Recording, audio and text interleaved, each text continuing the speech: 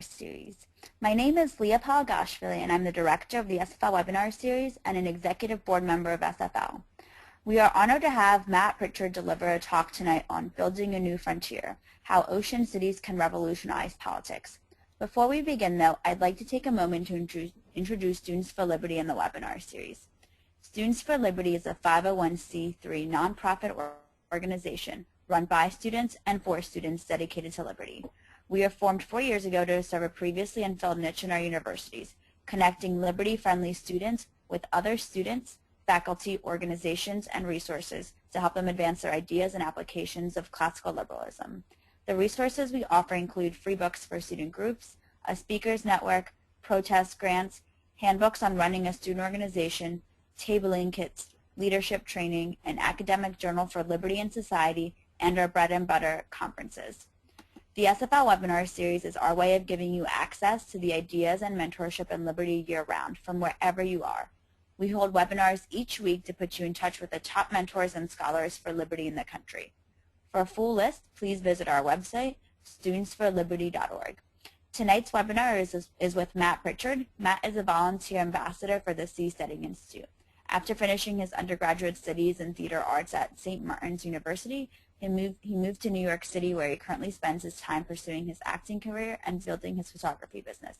He has spent the last several years of his life independently studying economics with a focus on the Austrian school, anarcho-capitalism, and more recently, public choice theory. Matt has also studied the economics and history of incarceration through the Mises Academy under Professor Dan D'Amico. Just to note, there will be about 10 to 15 minutes of Q&A at the end of the webinar. Feel free to type in any questions into the question box. For those interested, this webinar will be recorded and archived on our website in the next few days. We will be sending you more detailed information about Students for Liberty and our upcoming webinars in the follow-up email. Without further ado, I present to you Matt.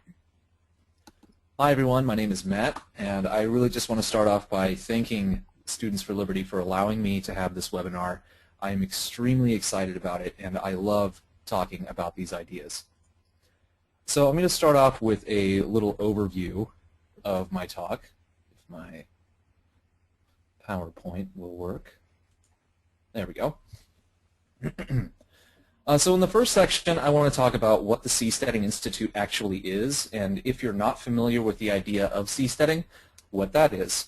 I'm going to talk a little bit about the idea of competitive government and how we view rules as technology, and then answer the very important questions of whether or not this is science fiction and when we can move. The second part, which I think is going to be kind of the most important, or I guess kind of the meat of the talk, is I'm going to talk about current libertarian tactics for social change and how it's based on this idea of folk activism and why that can't possibly work.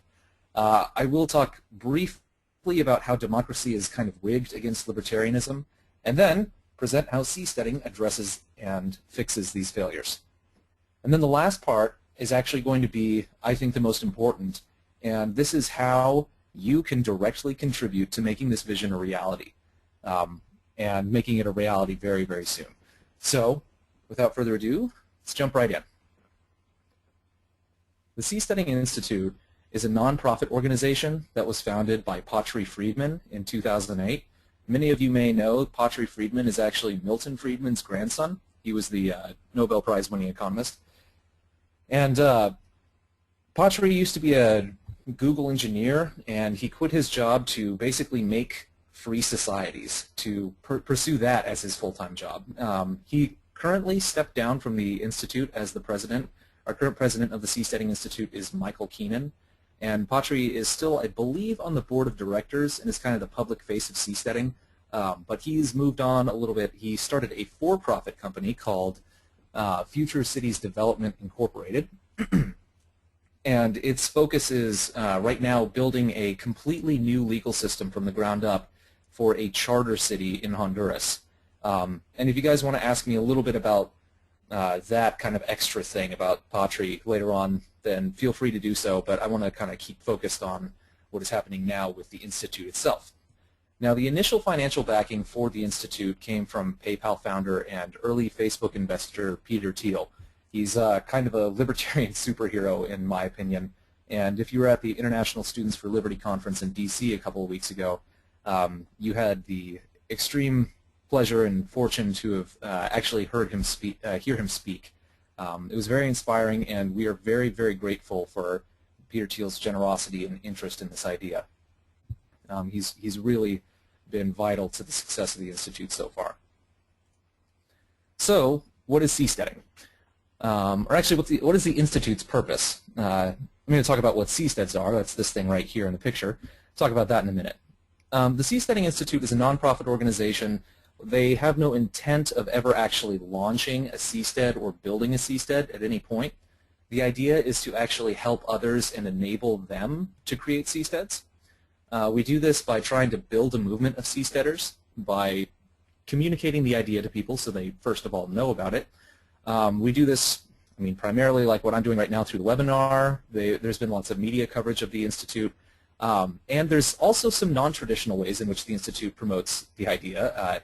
There's a festival that they have every year on the Sacramento River Delta called Ephemerile. It's kind of the Burning Man on the water. It's supposed to be a blast. I haven't had a chance to go myself, but it's supposed to be a great time where you can meet a lot of really, really interesting people and live in a different kind of social organization for a couple of days. So there's that, and there's also the annual conference that the Seasteading Institute holds. I actually don't think they had one last year, but there will be one in 2012 in June, and I'm going to have more information about that at the end of the talk. Registration is open for that, by the way. The other part of it is we try to connect investors and entrepreneurs who are interested in seasteading, connect them with each other so they can actually build these things and make it a reality. And the most important part, and what we have been working on basically since the beginning in 2008, is compiling a library of research for these entrepreneurs. So when they go to make their seastead, they don't have to answer a lot of the initial questions, the basic questions like, okay, what are some of the most basic engineering challenges? What types of seasteads are actually economically feasible? What are the legal barriers to doing this? What does it take to get international recognition? Things along those lines. And we're still working on that, and it's an extremely important part of the mission of the Institute. So now that I've explained what the Institute is, let's talk about what seasteading actually is. Seasteads are going to be floating cities or micronations that will be built on semi-submersible platforms or other kind of ocean vessels that will reside outside the territorial waters of current nation-states. Now, you can see this one. This is actually a render of a research project that was commissioned by the Institute itself. It's called Club Stead, and this is actually a dwelling that can hold about 250 to 300 people and live comfortably with office spaces for work and jobs. And this actually could exist out 200 miles off the coast of any nation. This was part of a feasibility study. They found that it is actually, the engineering aspect of it is possible and very doable, and that it is actually economical to do it as well. It looked like somewhere between $300 and $400 per square foot was the price of real estate on this platform, which is actually not that far off the mark from places like San Francisco and New York. So this is technology that is economically feasible right now as we speak, and over time the cost could come down enormously if the idea takes off. Now, I don't know if you can see my mouse cursor, hopefully. This seastead actually has these cement columns supporting it, and that's exactly the same technology that oil rigs use. This is technology that is available off the shelf right now. The columns are actually hollow, full of, it's like got a big air pocket in it, but you can pump more or less water into it. So if you are experiencing a large storm, the platform actually raises up out of the higher up above the water or lower, so you can avoid some of the many ocean hazards out there. Now, the point of actually going out and building these things in the first place is that it puts you beyond the territorial jurisdictions of existing governments and allows you to experiment with new forms of government. And it allows you to do it peacefully. You don't have to start a war, have a revolution, win an election, anything along those lines. If you have an idea for a new kind of government that nobody's ever tried, or just an improved version of your own government, you can go out and try it and no one will stop you. Or at least that's the theory. Seasteading, it effectively actually establishes a new and permanent frontier. For about 99% of human history, whatever nation states and civilizations we had were surrounded by massive, unclaimed frontier territories. Whenever governments became too oppressive, or if people simply wanted to escape civilization and start out on their own, they had the option to do so. That isn't really possible anymore. Every piece of land on Earth, down to the smallest island, is claimed and defended by a nation state, and they do not allow for political experimentation within their borders. I mean, that's kind of the point of having their borders, is they get complete control within those countries. So, is this science fiction? It kind of sounds like it. It sounds, I mean, building gigantic cities on ocean platforms sounds very difficult and very expensive, which it is, but it's not that out of the realm of possibility. If you look at this, this is actually, these two things are to scale. So this is a 1-to-1 size ratio. This is the Empire State Building right here, and this is a cruise ship. This thing moves all the time, all around the world. It holds thousands of people. It imports all of its goods, all of its fuel, doesn't produce anything, and it makes millions of dollars every single year. Every year, more than 30 million people live on cruise ships and oil rigs. And while it is a temporary solution, there is no reason that dwellings on things like cruise ships and barges and oil rig style platforms couldn't be made to have more permanent living situations. It's not necessary for these things to be self-sustaining. It would be interesting. There have been some interesting concept designs where seasteads have their own power generation and things along those lines. But in the near term, it's not necessary. And being libertarians, I think we can all appreciate the value of free trade. You don't actually have to have resources to make this a success. And in the near term, this is also, I'm going to try and answer the question of when can we move and how long is this going to actually take. The first Seastead is actually going to be launched in Q3 of 2013. It's called Blue Seed, and it's going to be on a cruise ship or barge retrofitted to house about 1,000 people permanently with large office spaces. It's going to be a tech startup incubator off the coast of San Francisco, off the coast by about 12 miles, and it'll serve to circumvent immigration restrictions legally. It'll allow people from all around the world, brilliant entrepreneurs who can't secure a work visa to come into the United States, to live on the ocean liner and be close enough to make regular contact with investors and other talent from Silicon Valley. And it's a way that they can build their companies, and when they scale sufficiently, they can actually get sponsored by corporations and get visas and move on to land. So we can get all of the most brilliant people in the world who are trying to come to Silicon Valley to create value, make the next Google, and really push humanity forward. This is a way of circumventing the political problem with an entrepreneurial solution. So that's kind of the idea behind seasteading in the near term. In the later term, we'd like to see actual colonies and villages and societies living on much larger dwellings and more permanent situations on the ocean. So why go to the ocean, and isn't this utopian fantasy? So I talked about this a little bit earlier, but every piece of land is claimed and defended by an existing nation. And even moving just 12 miles off the coast of a nation puts you right outside the territorial waters of a current existing nation. You get an incredible boost in autonomy.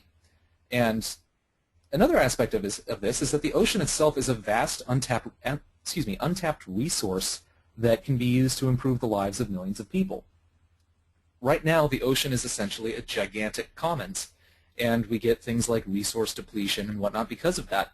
If you can actually establish nation-states with territorial boundaries within the ocean, opportunities for things like aquaculture and fish farming or growing algae for biofuel or food becomes very, very viable and actually helps to create more resources instead of simply overfishing them and depleting them and whatnot. And I'm sure this is actually an area I don't have much experience with, so I'm sure there's lots of other things that the ocean has to offer as well.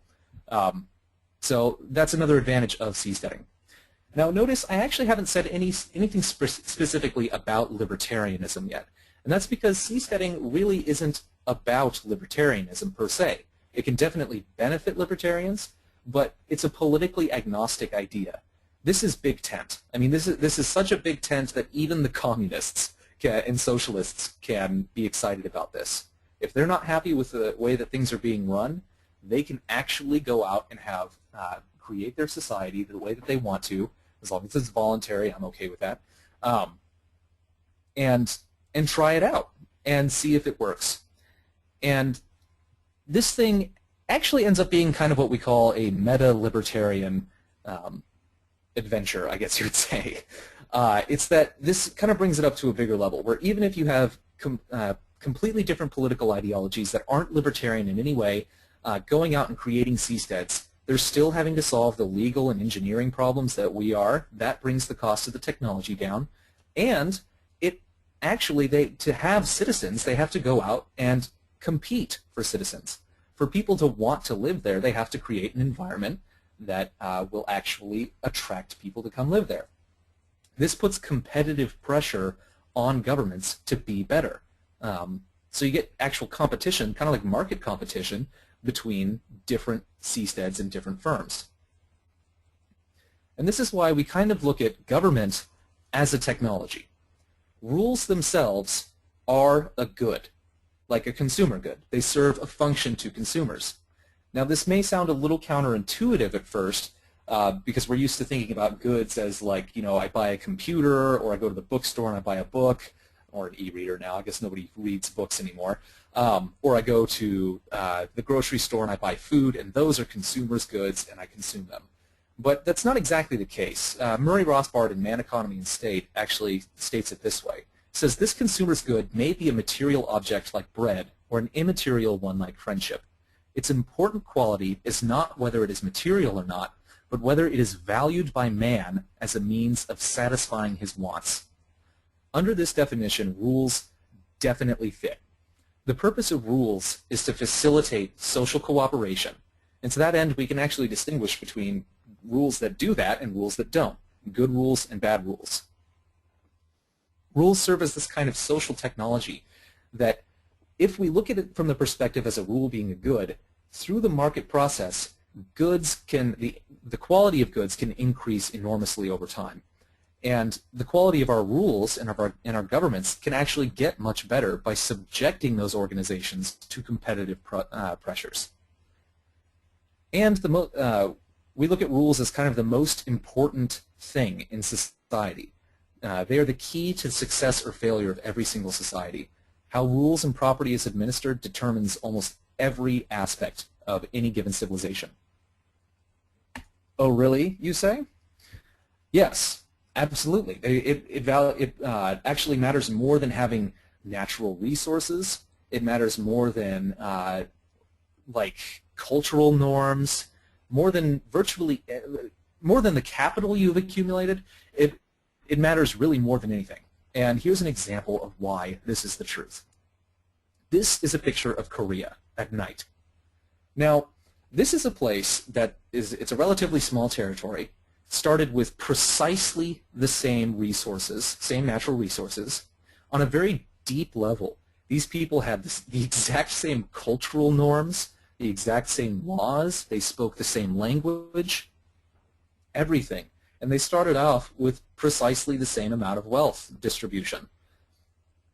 Now, due to an accident of history, one part of this country ended up with horrific communism, and it's a very bad set of rules. They got a bad government technology, and one got a much more advanced, superior set of rules. This is North Korea. It's like this black hole. It's like sucking in the light and electricity from everywhere else, whereas South Korea is probably one of the most technologically advanced civilizations on the planet. And you can see that just from the city lights. We have this tiny little light. I think that's probably Kim Jong-il's house. But this literally comes down only to having a different set of rules, and that's it. Another example, why resources don't matter at all. This is a picture of the Hong Kong skyline. Hong Kong was in 1945 a rock. It was a small British trading outpost that at the end of during World War II, when Chinese communism was essentially like sweeping across everything, they stopped at the border of Hong Kong and left it alone for some reason. Millions of refugees, wounded war veterans who made their way there, piled onto this this rundown tiny little city, built just where all these buildings are, were shanty towns everywhere, and through this wonderful accident of history, the communists stopped. They didn't come and take this place over and subject it to their awful, awful rule. They also had the good fortune of being administered by a British officer named John Copperthwaite, and this man is probably one of the greatest libertarian heroes, I think, of the 20th century or ever. He was a hardcore libertarian who wouldn't even collect things like GDP statistics on Hong Kong. It had the lowest tax rates basically in the world, and within 15 to 20 years, Hong Kong enjoyed a higher standard of living than Italy. This place does not have enough potable drinking water on its own to supply even half its population to keep them alive. The reason that Hong Kong is one of the highest, has like the highest per capita income in the world, or comparatively, is because of its rule set. It has had unprecedented economic freedom. It has little political freedom at the moment, but its economic freedom is almost completely unsurpassed. And that has everything to do with its rules that allowed for spontaneous order and nothing to do with the amount of resources it had. So again, looking at this from the perspective of government as a technology, as a good that can be improved, it opens up a new way of looking at things. Now, I hope you can see this clearly. It's a picture of an old boombox with 2 tape decks in it. And this is, if you see, it says magic, like this is some incredible product. Oh my God, it tapes tapes. This thing can record music from one onto another. I mean, doesn't that just blow your mind how advanced that is?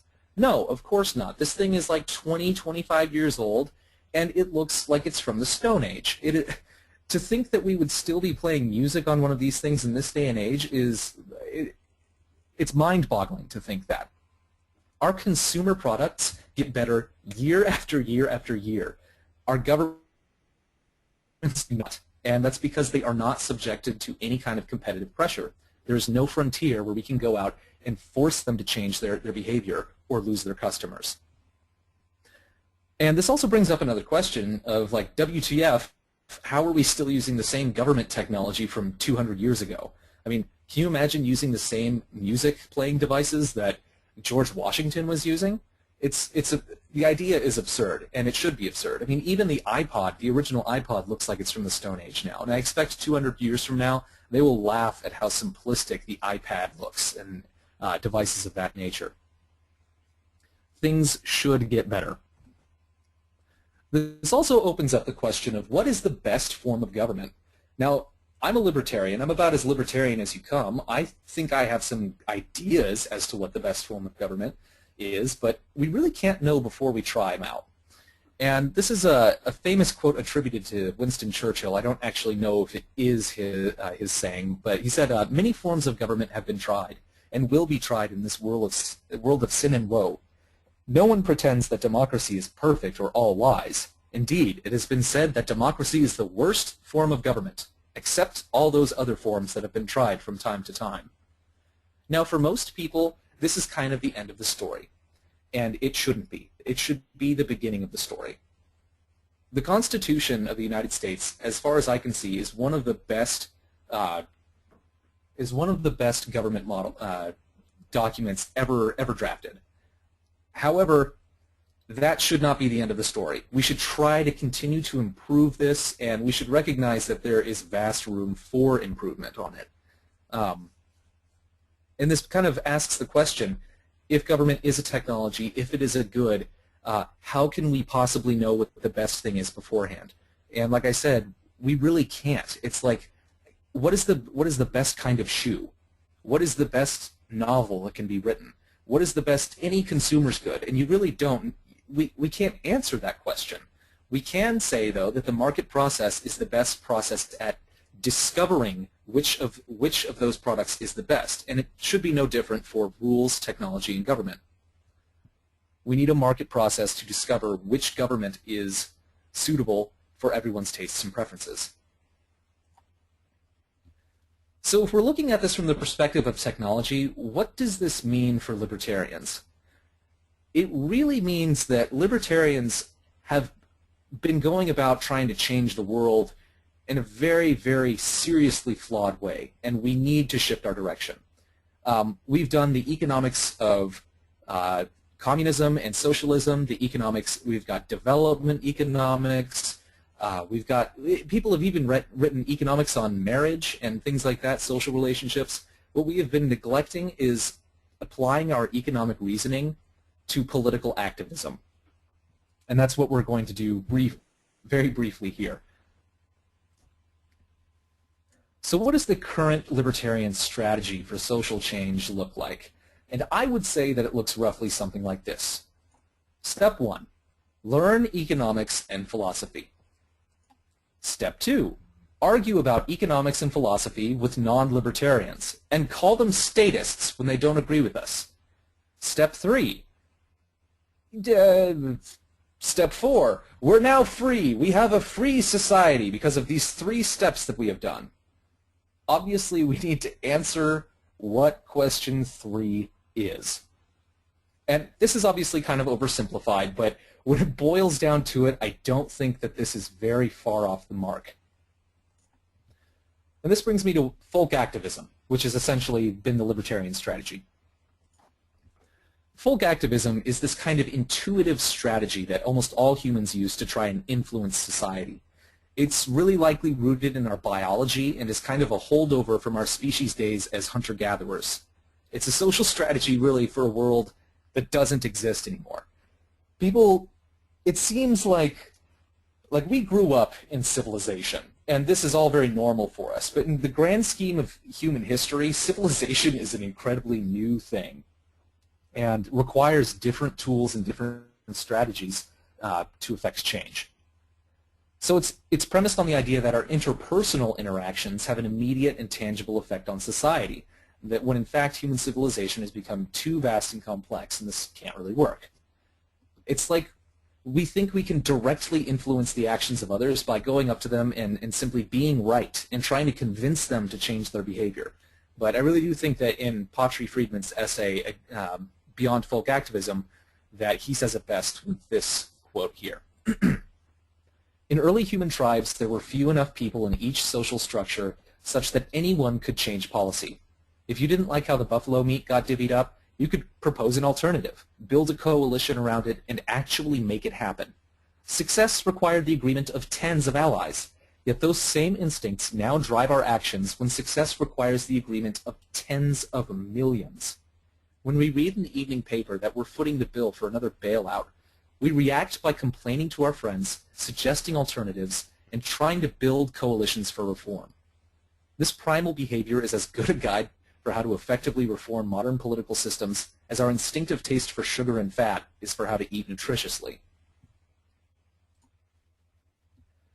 And this brings us kind of to the question of why doesn't this work? And this is obviously a big question, and I don't really have much time to go into it because there's an entire school of economics basically geared to explaining why this won't work. It's called public choice.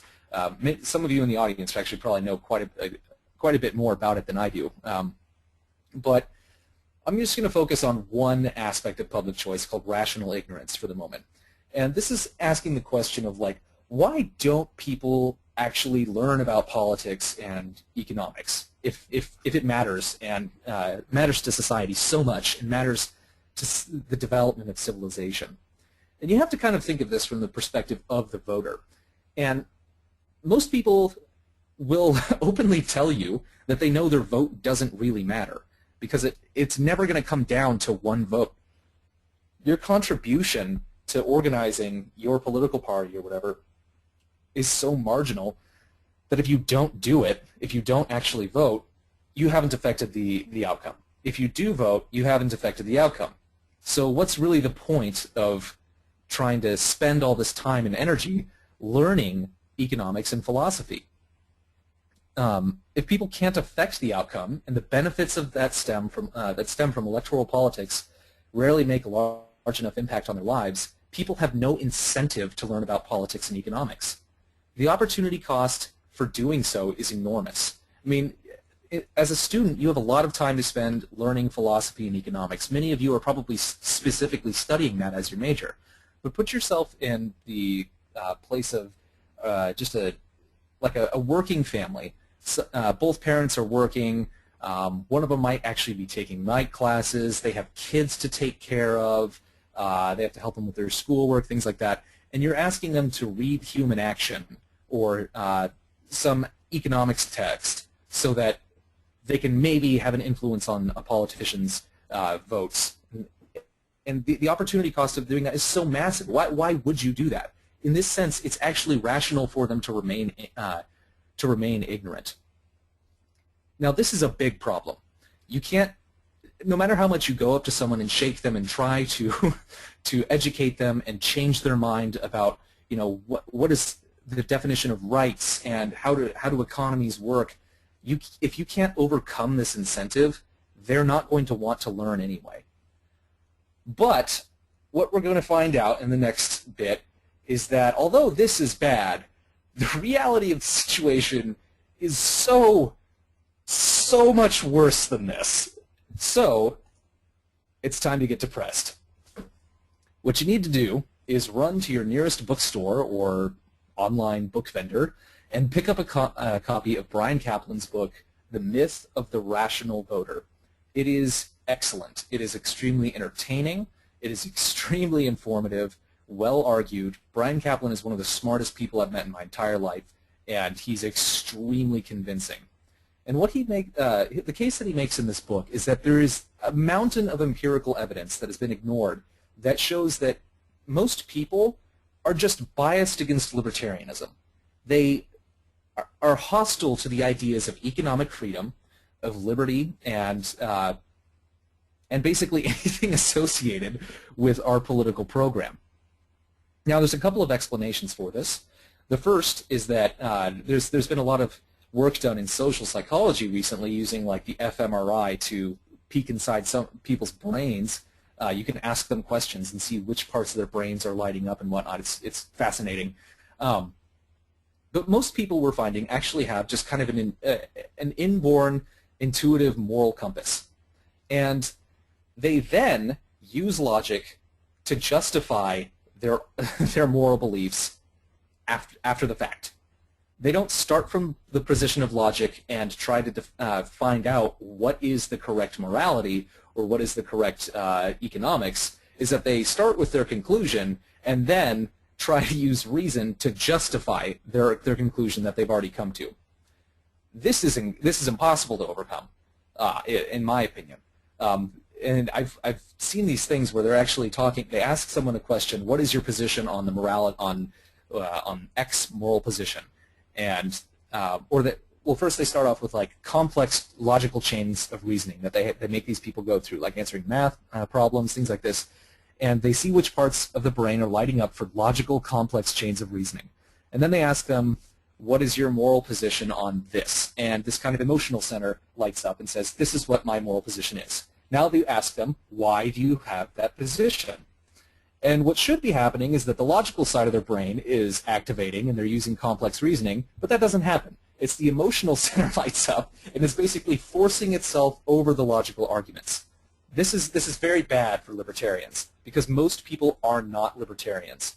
And the fact that we are coming to know so many, like I've met so many libertarians recently, it's been great, but it's the fact that I think we're all just kind of intuitively finding this libertarian morality and meeting each other. It's not that more people are becoming libertarians, it's that just certain libertarians are finding out that they are intuitively libertarian.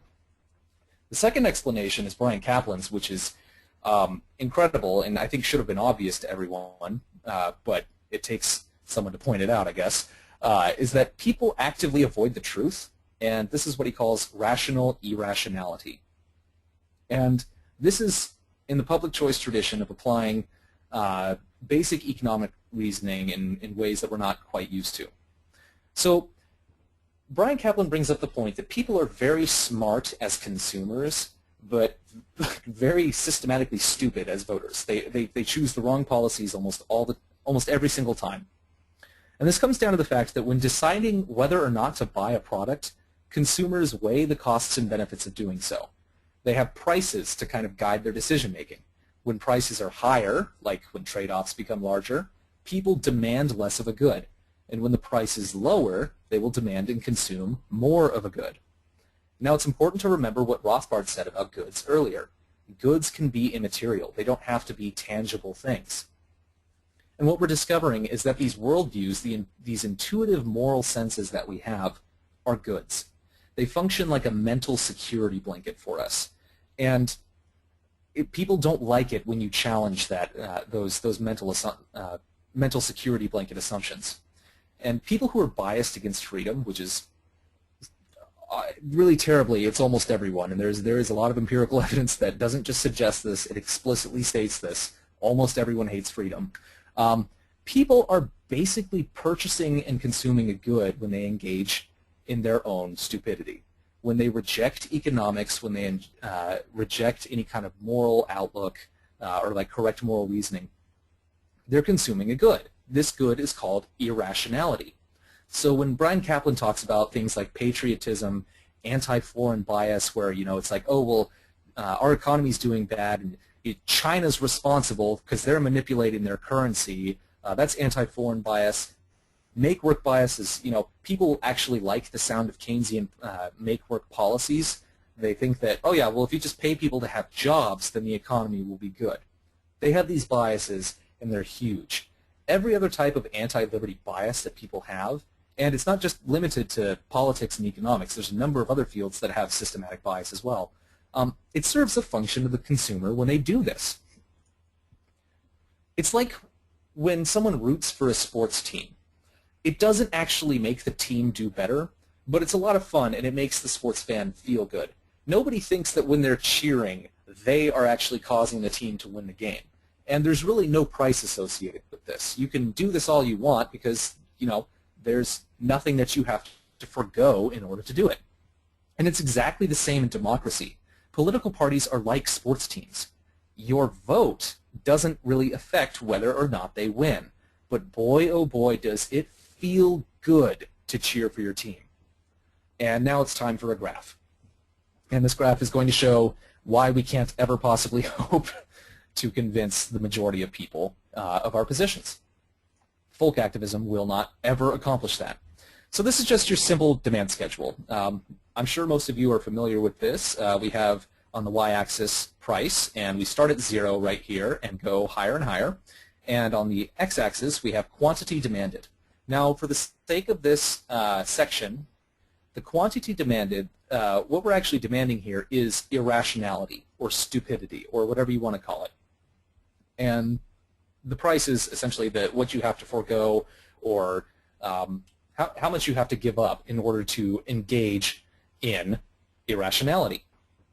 We don't know, we can't really say much about the shape of individual demand curves except that they slope downward. But what this does tell us is that if the price is really high, like up here, if we get to the highest point, you get to a point where the price of being stupid is too high, and people won't do it. They will actually employ reason and see the light and do the right thing. Now, when the price is 0 down here, you go over here, and the lower and lower that the price gets, the more and more stupidity people demand. The more and more irrational they become. And when the price is 0, they will consume the maximum quantity or maximum degree of irrationality that they possibly can. Stupidity is incredibly cheap in democracy. And this is a very, very bad thing for libertarians because our arguments depend on very lengthy, complex chains of logical reasoning, and when there's nothing incentivizing people to do that, they will just indulge in their personal biases. And so when people choose bad policies in democracy, they don't bear the cost individually. The cost of their stupidity is distributed across all of society. They make a bad decision and everyone is affected. And this is essentially the classic problem known as the tragedy of the commons. And democracy and ideology in this case is the commons. We have a situation, I don't know, many of you are probably familiar with the tragedy of the commons. If not, I'll explain it now. You have a bunch of different ranchers, and you have one big piece of land that you say, okay, you all own this, you all get to share it. And nobody can use fences or anything to cordon it off and have private property. Now what happens is that everyone has an incentive to use as much of the land as they possibly can for fear that everyone else will use it first. And so the cattle completely overgraze the land, destroy it, the cattle then starve to death, and the farmers go out of business. It's a terrible, terrible situation. And the great thing is that libertarians have a wonderful answer to this problem, and that is to privatize the land, to actually make it excludable and allow people to accept the benefits and costs of their actions and internalize those instead of externalizing them onto everyone else. This is exactly what's happening in democracy, and this points out an easy solution. We just need to privatize freedom. And a big part of this is that incentives matter so much. That this is a quote from The Myth of the Rational Voter that Brian Kaplan says, "One interesting prediction of rational irrationality is that fluctuating incentives make people bounce between contradictory viewpoints. They'll actually change their mind depending on what the incentives are, not depending on your argument. As a consumer, for instance, the protectionist usually casts bad economic theory aside. Suddenly, products' price and quality become more important, and national origin is lucky to have any influence.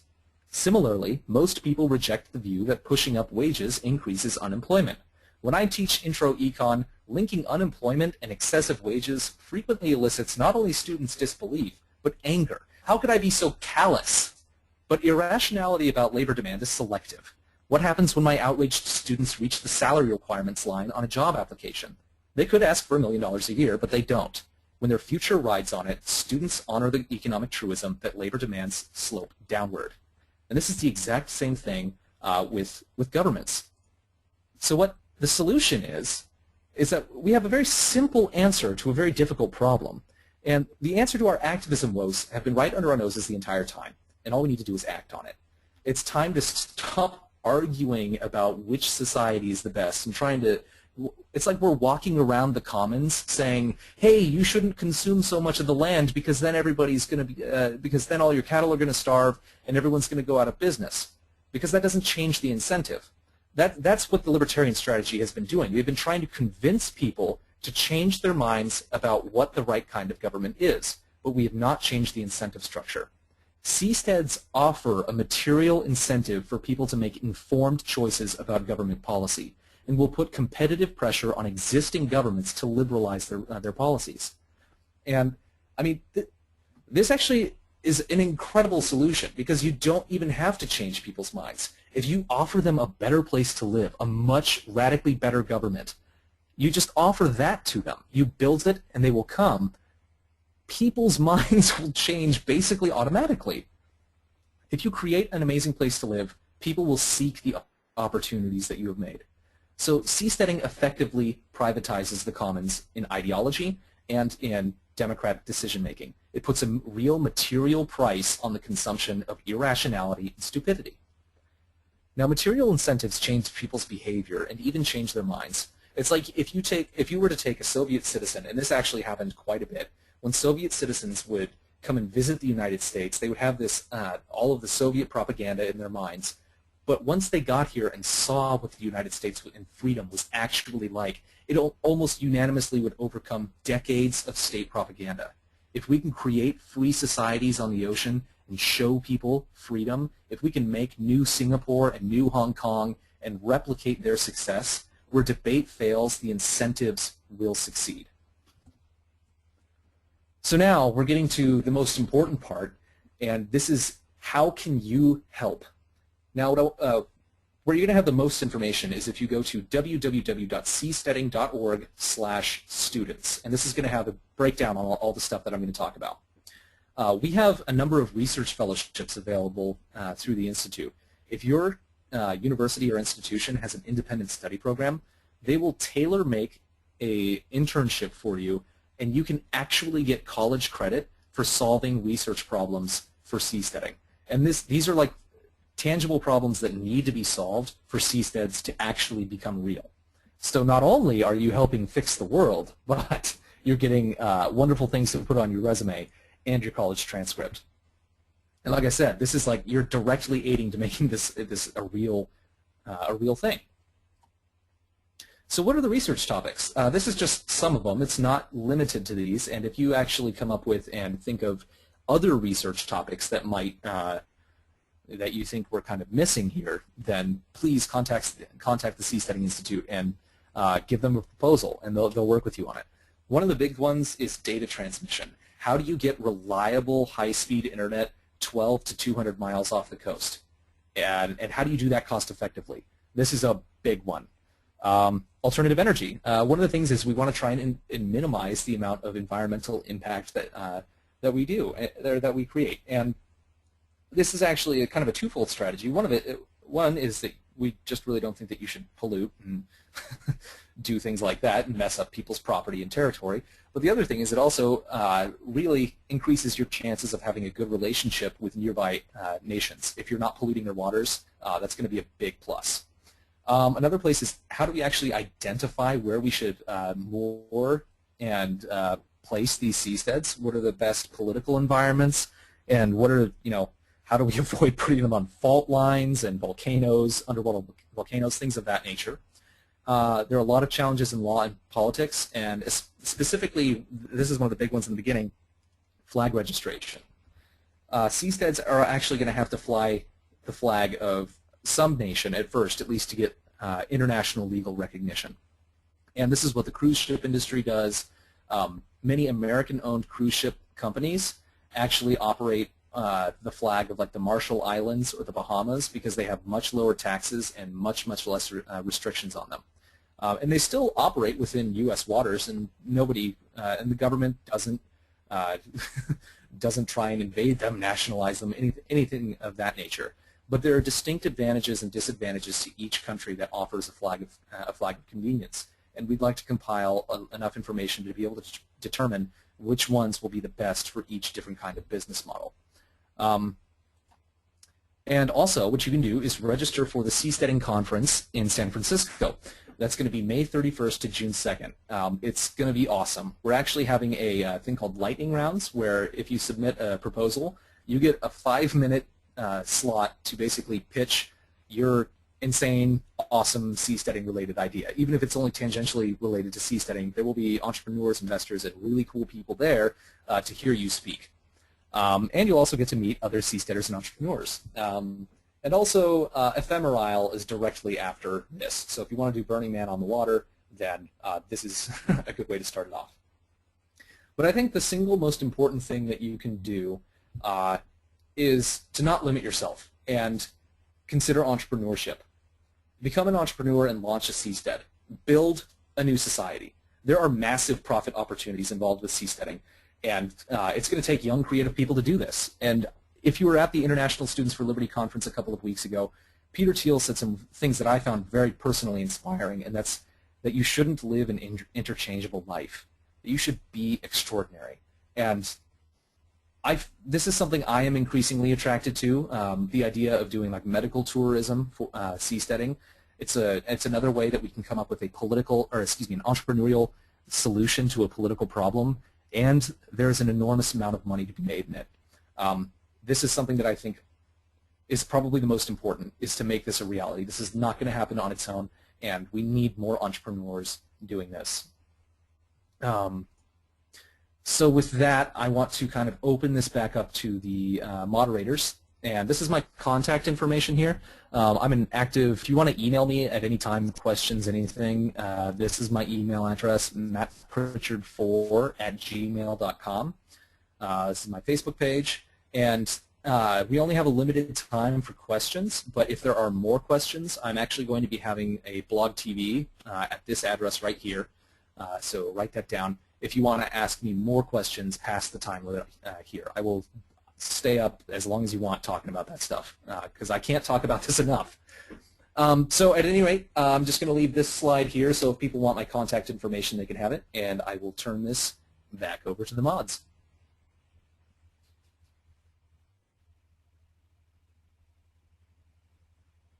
Thank you so much, Matt.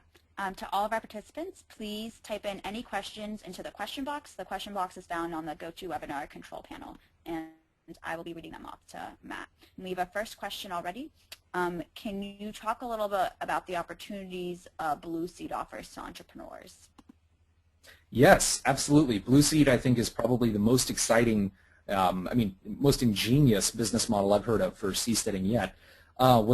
This vessel that they're going to be getting, they're not sure if it's going to be a cruise ship or a barge yet. It's going to have room for about 1,000 people on it, with about 200 staff members. It'll have like state-of-the-art workout facilities and entertainment centers, things like that, but also office spaces. And what they found is that the best tech startup ideas kind of arose out of this college dorm type atmosphere. I mean, that's how Facebook was created, and a number of other big digital enterprises kind of sprang up out of that thing. So what they're doing is they're taking, in the United States, we educate people from all over the world. We take the best and brightest minds from places like India, places in Asia, really everywhere, bring them here to the best universities that we have, teach them everything, and when they graduate, we say, go start your company somewhere else. Get out, you dirty immigrant. And what Blue Seed is allowing us to do is really, the issue is getting an H-1B visa to work and live in the United States. The H-1 visa, it's either the H-1 or the H-B visa, it's the smaller one, is something that is actually very easy to get. And this is something they can get an H-1 visa, live on board, and they can spend, I think, up to 180 days in the United States without being penalized or anything like that. They can't get like a full-time job. They couldn't just pay rent on the ship and get a job in America. They actually have to be doing the majority of their work on the ship. The rent for these things is going to start probably around $1,200 to $1,300. So really, it's comparable to Silicon Valley, and it'll go up from there. I mean, that's for like the basic apartment. But it's really not that out of the realm of possibility to get enough people to do this. They've done studies where they think that if the boat was actually moored right now, today, they'd have like 15 or 20 companies out there already. And this also actually allows for opportunities for tech startups from America to actually escape a lot of the early regulations that hamper innovation. If they can get on board Blue Seed, they're already dealing with an environment that has way fewer legal restrictions and will allow them to scale their business and actually find the money that they need to get it off the ground. So it's not actually just going to benefit people from other countries, but it is a way for getting skilled people from all around the world to come and build value in the United States.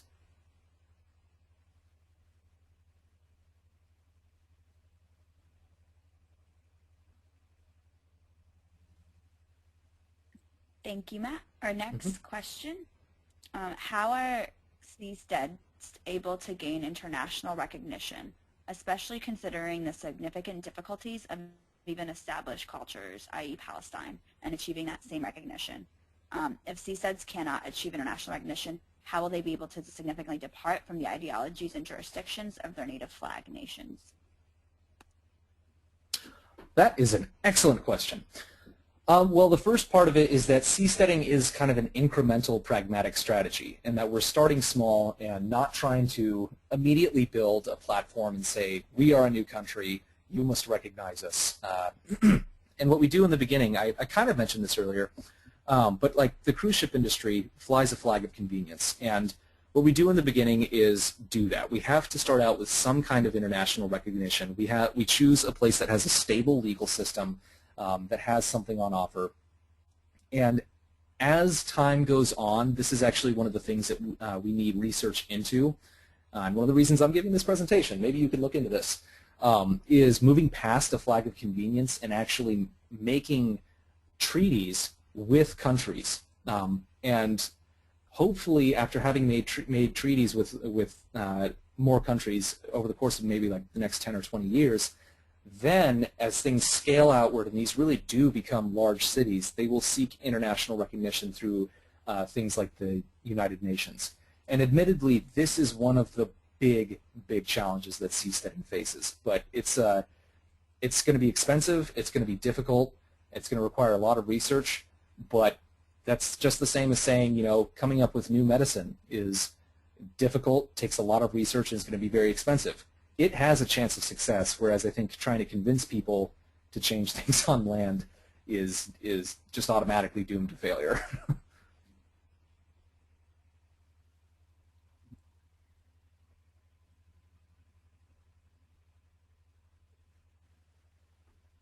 Okay, we have a follow-up question to that. Before we reach the international recognition, even if seasteading worked, would the government just immediately get rid of international waters and bring seasteading under the same purview as all other land? It's a possibility, but the thing is, I don't think governments are going to even be paying much attention to these things at first. These are very small operations, and governments have a lot of things to deal with on their plate, especially like you look at the United States, we have wars, we have a crumbling economy, and as long as your business doesn't actually interfere directly with the sovereignty of your host nation, then there's not much of a reason for them to come after you and essentially nationalize you. So a great example that Pritchard Friedman shared with me was that you look at, like, the United States hates drugs and bans drugs in its own country and doesn't let people import drugs. And they do this because this is their own territory. They have sovereignty within these boundaries. Now, if you look at some place like Amsterdam, where you can smoke pot in coffee shops, the United States is not sending the military to Amsterdam to break into coffee shops and stop people from smoking pot. They don't really care about that. And I think it's kind of the same thing. The difference is, like, you look at South America, the United States does send its military into South America because they grow cocaine and manufacture methamphetamines and then bring it into the United States. They interfere directly with the territorial sovereignty of a nation. And that is a way to attract a lot of bad attention. This is why intervention from states is, besides the actual technical challenges of the ocean, intervention from states is the biggest danger of doing this. But, like I said, it depends on your business model. Things like coming up with, like if you were to create biofuel and like new green technologies, or you know, help businesses get started in America through something like Blue Seed, they're not going to really want to interfere with that since they have something to gain from it. And it's also like if you look at oil rigs. Why doesn't the United States just nationalize all 1,500 oil rigs in its jurisdiction? And it's because, first of all, the government is made up of a lot of different competing interests. Not all of them have the exact, it's not one entity that is all-encompassing evil trying to destroy civilization. It's also, there's people in the government do understand that nationalizing all the oil rigs would be a bad idea.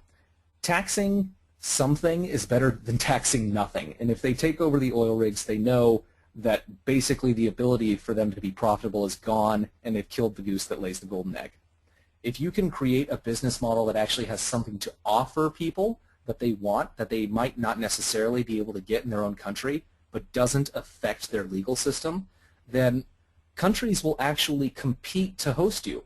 If you can offer something really, really good to them, they might even offer you better deals, more autonomy, closer to land, things like that. So it really does come down to whether what your business model is. Things like human trafficking, drug trafficking, slavery, those are almost guaranteed to get war boats sent after you and shut down your operation. But offering like green tech or medical services, cheap medical services, that's almost guaranteed, I think, to create a stable relationship with your host nation. And that's also, you want to pick a good host nation. It may be the case that the United States is not the best place to have seasteads off the coast.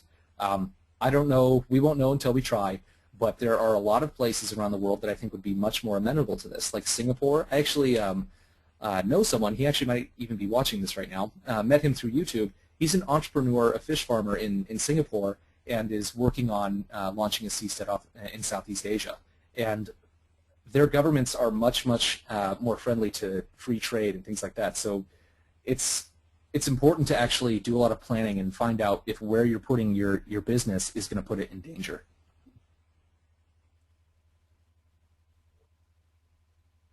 Okay, next question. Can seasteads affect the marine life?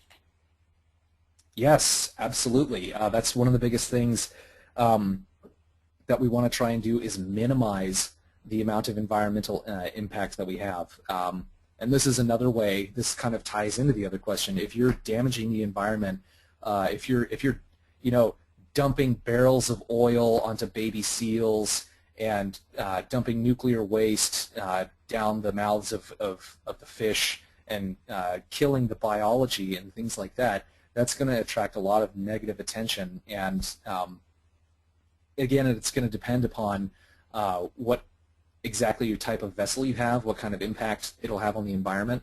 But the goal is to, over time, move towards more sustainable green technologies like solar, wind, and wave-generated power. In the near term, things like generating electricity is going to have to be done through using diesel generators. Over time, we'd like to actually use much more advanced technologies like wave break generators and things like that.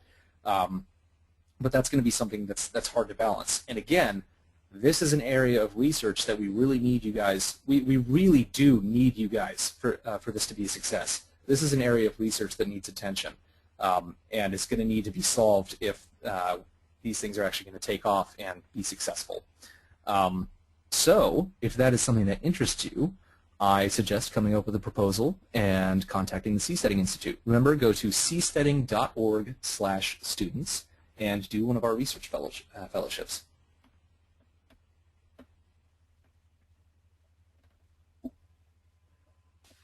Okay, our next question. What sorts of currencies do you foresee the seasteads using?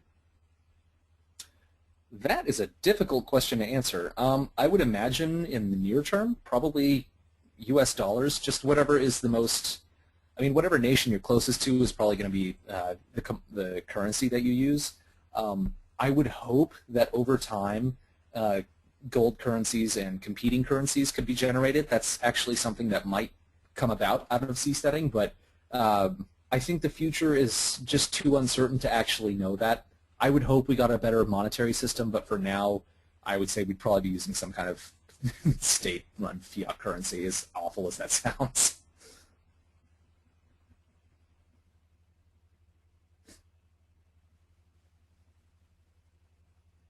Okay, our next question. You mentioned that the Free State projects are trying to accomplish something similar. Would seasteads be hindering their progress or complementing their progress? I definitely think complementing.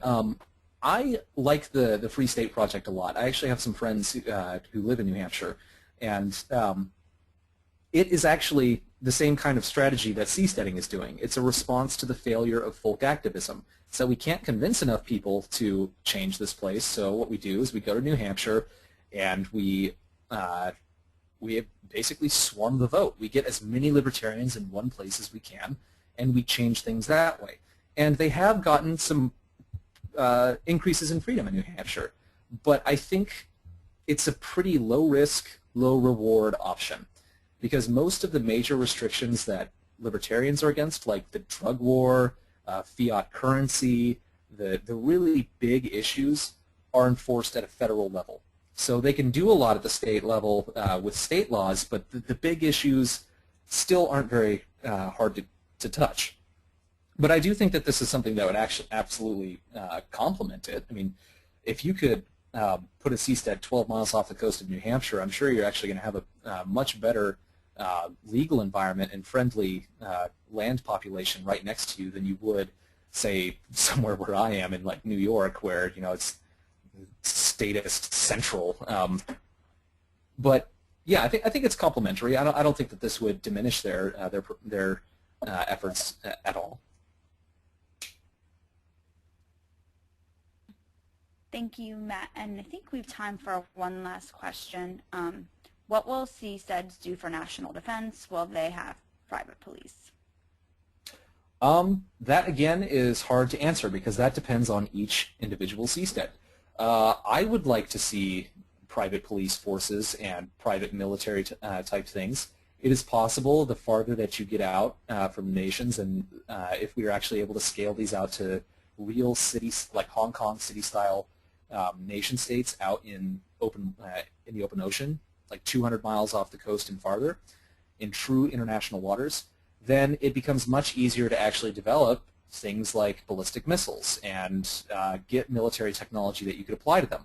But again, this comes down to each individual seastead, and that's at least a couple decades away. So I don't know. It's difficult. It's very difficult to say. But I would like, I would personally like to see private defense forces and private firms supplying these things and innovating in the issues of defense. I think that's something, again, if we look at rules in defense are goods, and they can be tied to this question of technology, and they can be made radically, radically better very, very quickly.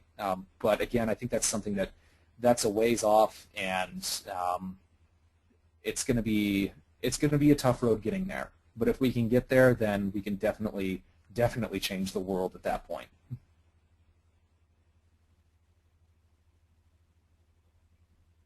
Well, thank you so much, Matt, and to all of our participants this evening. We had a ton of questions at the end, and we apologize if we couldn't get to your question, but please feel free to continue the discussion with other participants in the chat room or the Facebook event, or as Matt mentioned, feel free to join his blog TV and also contact him as well. I hope you can all continue coming back to our webinars to learn more throughout this year. Next week, we have our first ever advanced academic webinar with James Audison. The webinar will begin at center around Professor Audison's paper on Markets and Order, the Contribution of the Scottish Enlightenment. We are limiting the discussion to 15 participants and have a very quick application process. I'm sending the link via the webinar control panel now and extending our application deadline until midnight tomorrow, so feel free to register as soon as possible. On a final note, shortly you will receive a follow-up email where you'll find more detailed information about SFL and our next webinar. You'll also receive a survey to evaluate the webinar.